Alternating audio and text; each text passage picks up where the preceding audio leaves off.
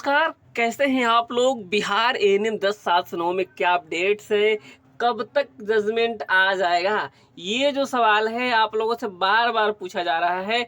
कई बहनों से बात हुआ, उन्होंने कहा कि एक एक दिन काटना मुश्किल हो रहा है कि कब जजमेंट आएगा, क्या जजमेंट आएगा। इसी के ऊपर बात करेंगे, किस नियमावली से ये भर्ती क्लियर होनी है।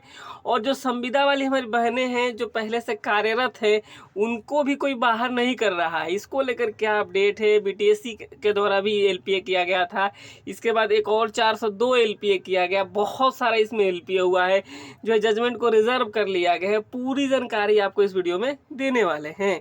आइए वीडियो को स्टार्ट करते हैं, लेकिन आपसे वही रिक्वेस्ट करेंगे कि अभी तक हमारे चैनल को आप लोगों ने सब्सक्राइब नहीं किया है तो चैनल को प्लीज़ सब्सक्राइब जरूर कर लीजिएगा, क्योंकि यहाँ पे जो भी जानकारी होगी फैक्ट बातें वही बताई जाएगी।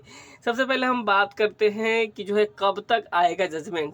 तो देखिए, जजमेंट जो है अब जो है आज तो आना नहीं है जजमेंट। सब एक आज अगर शाम तक कुछ अपडेट निकल कर आएगा तो कल आ जाएगा, अन्यथा अब अगले हफ्ते ये जा सकता है। क्योंकि जो है एक दिन पहले मैंने कई बार बताया कि आप लोगों को कि अगर आज जो है जजमेंट आना होता तो कल ही पता चल गया होता, यानी अब कल वाला बात जो है आज शाम तक पता चलेगी। तो इस तरीके से देखिए, हो सकता है मंडे तक आए जजमेंट। कई लोग डेट भी बता दिए थे, आपको पहले से ही फिक्स कर दिए थे कि इसी दिन आएगा। तो देखिए, डेट तो कंफर्म किसी को भी नहीं पता है, सच में बताया तो किसी को नहीं पता है कब तक आएगा।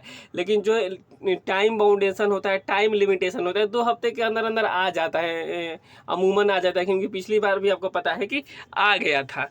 तो पूरी जानकारी आपको देंगे। जैसे आपको पता है कि बिहार टेक्निकल सर्विस कमीशन का जो वेबसाइट भी चेंज हो चुका है। बस आप लोगों का इंतजार है कि यहाँ पे जो एक नोटिस आ जाए, और जिसमें 10/7/9 का है ज्वाइनिंग लेटर के संबंध में कोई नोटिस निकल कर आ जाए।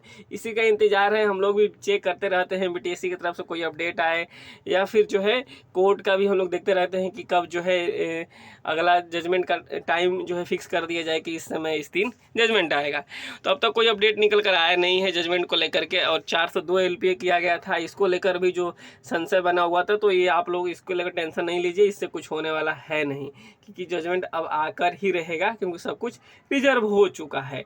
एएनएम की जो है नियुक्ति मामले में सुनवाई पूरी होकर आदेश सुरक्षित रख लिया गया। ये सारी बातें आपको पता होगी। लेकिन जो है कई तरीके से न होता है कि जो कहा जाता है कि 10/7/9 का अगर ज्वाइन करा लिया जाएगा तो जो संविदा पर कार्यरत हैं बहनों को हटा दिया जाएगा। इस तरीके से जो है आपको हो सकता है कोई बरगला रहा हो, भरमा रहा हो, क्योंकि जो है ऐसी कोई अपडेट नहीं है, ऐसी कोई सूचना नहीं है।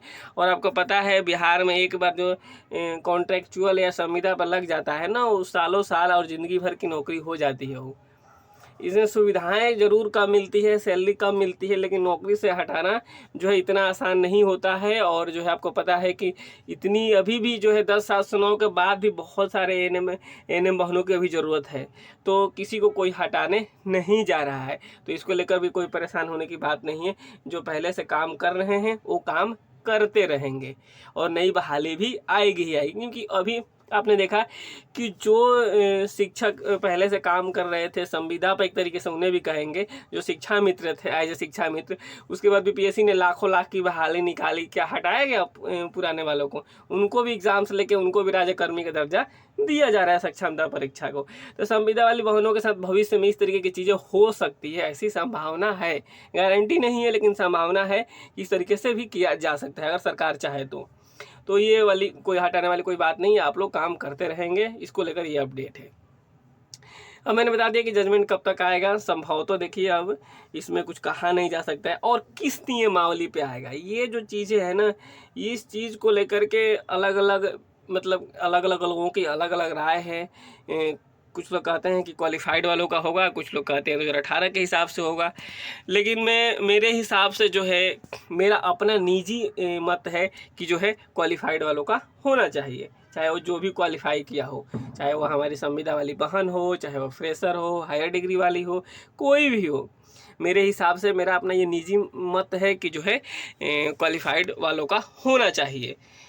तो अब देखिए, अब जो है माननीय उच्च न्यायालय के ऊपर है कि क्या होता है नहीं होता है। लेकिन जिस तरीके से तैयारी थी क्वालिफाइड वालों की, इन्होंने भी अपना एविडेंस इकट्ठा किया इस बार, तो जो है संभवतः कुछ अच्छा ही न्यूज़ आने की पूरी की पूरी संभावना है।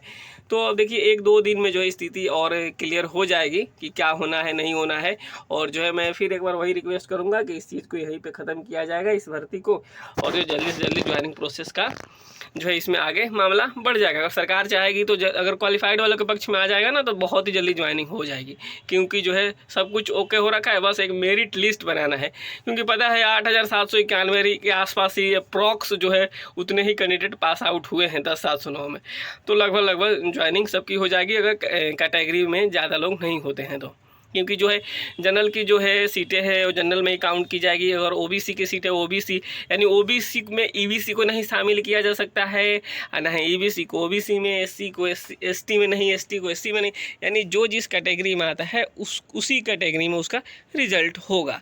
और रिजल्ट हुआ भी है और मेरिट भी उस हिसाब से ही बनेगी। क्योंकि जो है जो भी सीट होता है ना उसमें डिसाइडेड हो जाता है कि इस कैटेगरी की इतनी सीटें हैं, तो सीट वाइज ही मेरिट बनना है, उसमें कोई अलग नहीं होने वाला है। तो यही अपडेट है जजमेंट को लेकर के कि जो है देखिए 1-2 दिन आप लोग इंतज़ार कीजिए, परेशान नहीं हुए। हम समझ रहे हैं सारी बातें कि जिस तरीके से आप लोगों के मैसेजेस आते हैं कि भैया 1-1 दिन हमारा काटना मुश्किल हो रहा है, क्या होगा नहीं होगा, तो परेशान होने की ज़रूरत नहीं है। अब जो है समय समाप्त होने जा रहा है, क्योंकि आप लोग बहुत इंतज़ार कर लिए हैं। मैंने कल ही बताया था कि जो नौकरी होने के बाद भी ना, जैसे हम लोग नौकरी कर रहे हैं तो हमें पता है उस नौकरी करने के बाद भी जो धैर्य की परीक्षा होती है, कई बार ऐसे होता है कि सीनियर के साथ जो है धैर्य की परीक्षा हो जाती है, बहुत सारी चीज़ें होती है। आप नौकरी में जाएंगे तो आपको पता चलेगा। वैसे आप लोगों की जो है धैर्य की परीक्षा पहले से ही शुरू हो गई, और जो है एएनएम का जॉब भी उस तरीके से होता है कि आप लोग समझ सकते हैं कि बहुत सारी चीज़ें होती है जिसमें आपको धैर्य की ही परीक्षा होती रहती है। बाकी कोई अपडेट आता है, बहुत ही अच्छी जॉब है और बहुत ही जो है एएनएम की जो है सेवा भावना वाली जॉब होती है।